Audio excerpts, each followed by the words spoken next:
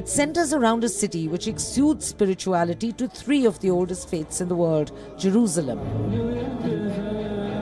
Mr. Donald Trump has gone where most Western angels fear to tread.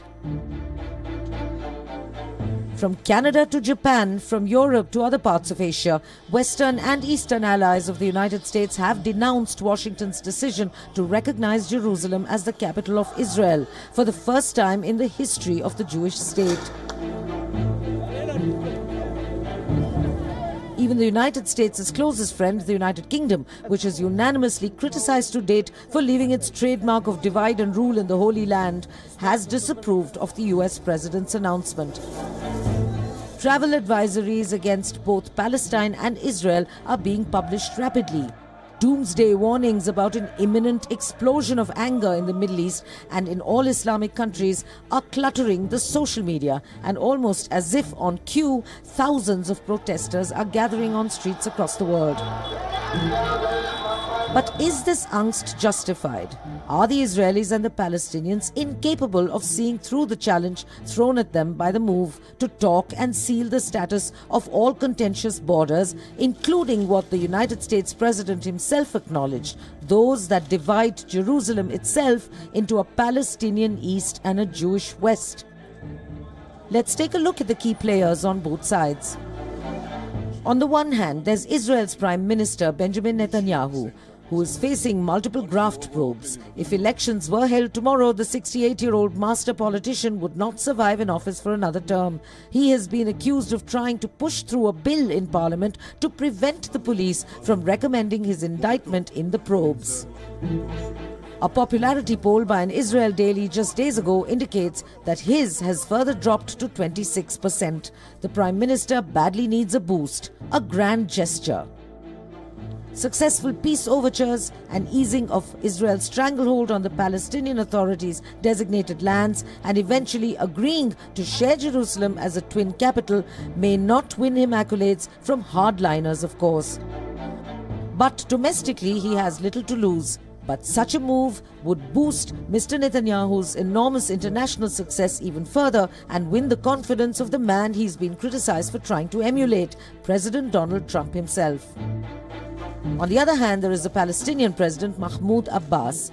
Saudi Arabia, which is normalizing relations with arch-enemy Israel, summoned Mr. Abbas to Riyadh last month to persuade him to accept a peace plan drawn up by President Trump's special advisor, his own son-in-law Jared Kushner. Even the Palestinian militant organization Hamas seems anxious to shed its fatigues, lay down its guns and gain mainstream acceptance. Being taken off the American list of designated terror organizations would be a huge boost, but that would require some give and take. While Israel stands isolated in welcoming Mr. Trump's announcement, Hamas has publicly announced an intifada, an uprising against Israel. Mr. Abbas has joined his counterparts across the Islamic world in denouncing it. But it is important to note that even the growing network of Middle Eastern Muslim countries whom Israel Prime Minister Netanyahu has masterfully managed to lay the foundation for formal bilateral ties with, such as Saudi Arabia, are among those countries. And that in turn indicates that much of the official condemnation may be routine lip sync over a conflict most of these countries have long stopped caring about anyway. So is President Donald Trump's announcement the disaster it's being made out to be? Or is it being perceived as a sliver of an opportunity perhaps, at least by Palestinians with some of the benefits in mind, and by Mr. Netanyahu's influential new Middle Eastern Islamic circle of friends? Whether East and West Jerusalem will ever live side by side along the lines of, say, the Vatican City or San Marino and Italy is anybody's guess. But one thing is for sure, the sandstorms of Islamic outrage may churn for a while, but the prospects of good weather have never seemed brighter. Padma Rao, WION. Joining us this evening from Tel Aviv, Mayor Javed Anfar is a West Asia analyst. Peter Heinlein, senior White House correspondent for the Voice of America, with us from Washington, and from Kentucky in the U.S., Clayton Tyne, associate professor at the University of Kentucky. Good evening to all of you. Mayor Javed Anfar, let me begin with you. What's the situation like on the ground? How much tension is palpable in Jerusalem and Tel Aviv? Well, in Tel Aviv, we don't really feel people went about doing normal things, but there is a concern. There was a concern. Today I attended a ceremony with the Festival Hanukkah Full of Light, and my as a nurse, some of the parents talked about the fight today in Jerusalem. It's going to lead to violence. It's going to be the term impact this decision of the Palestinians. Of course, about instability, not in terms of the security, but that the industry is of importance for the Israeli economy. We're approaching Christmas right now, and these industries are not going to do the tourism industry any favors. Statement. So there is concern about the security and economic implications. So we have to wait whether this demonstration is going to last. For that, time will tell. Right, I'm losing your audio. We'll try and fix the connection.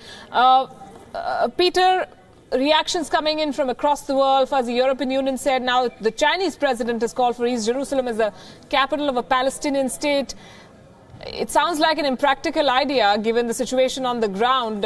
What kind of diplomatic push is Washington preparing itself for? Well, I think the Washington political establishment is very skeptical about what possible good could come of this.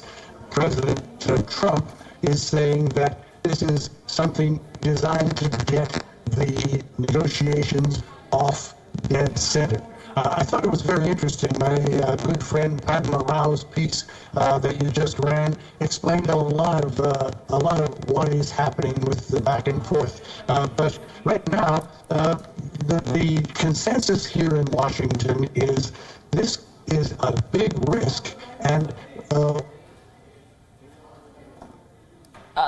Clayton, reactions coming, of course, from within the establishment in Israel as well. One of the ministers has made an interesting observation. He says that President Trump is hinting at a partition of Jerusalem. How do you see this playing out in the days ahead?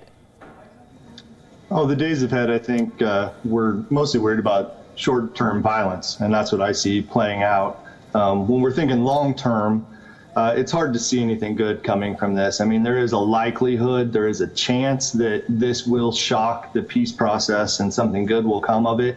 I have a hard time thinking that's what's going to happen. I think it's more likely we're going to get the intifada that's called for. That's the greatest fear. So in terms of ways that we could shock the peace process, I mean, I think President Trump's correct in that it's been a long time since we've had much movement, and we want a change. But I just don't think this is the right move to make that change. And the diplomatic push, the question I asked Peter earlier, the Arab League is meeting tomorrow. The European Union is in a huddle. The United Nations wants to meet many of the Permanent Security Council members to respond to this. Beyond the token protests, what do you expect? I mean, I expect some widespread condemnation. I mean, one thing I think that we should be sort of happy or positive about is that you just listed several international organizations that are going to come together in a very smart way, gather ideas and have an open debate and come out with well thought out policy statements about their feelings towards this. So we've seen the world trend in a very positive direction, I think, towards international organizations coming out and making stands. And I think those would be very powerful. Now, here, politically in the United States, President Trump has a strong base of support that doesn't really care what international organizations think. But if the international community, if they come together and challenge the United States on policy, they can have a huge influence. Do you see this move as part of a larger strategic plan or a short-term appeasement move? I mean, I think short-term appeasement. This just seems like a political bumper sticker, sort of saying that I fulfilled a campaign promise. I just have a hard time thinking of any game scenario where this was a smart strategic move. Unfortunately, our president's not necessarily known for seeming to think long-term through much of what he does. Mayor Javed Anfar, I'm told you're back with us. The United Nations Security Council is meeting to discuss the Jerusalem declaration of US President Donald Trump. What kind of pushback is expected? Well, I don't think the Council is going to issue a state of Israel, but look, we could do without this isolation right now. I think the European countries, it could hurt our relations with the Russians.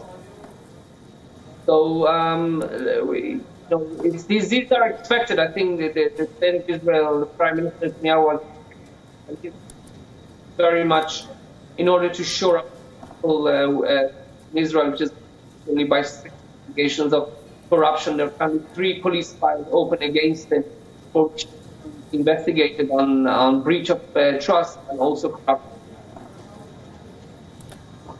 I'll leave it at that. Mayor Javed Anfar, Peter and Clayton Tyne, thanks very much for joining us with your perspective.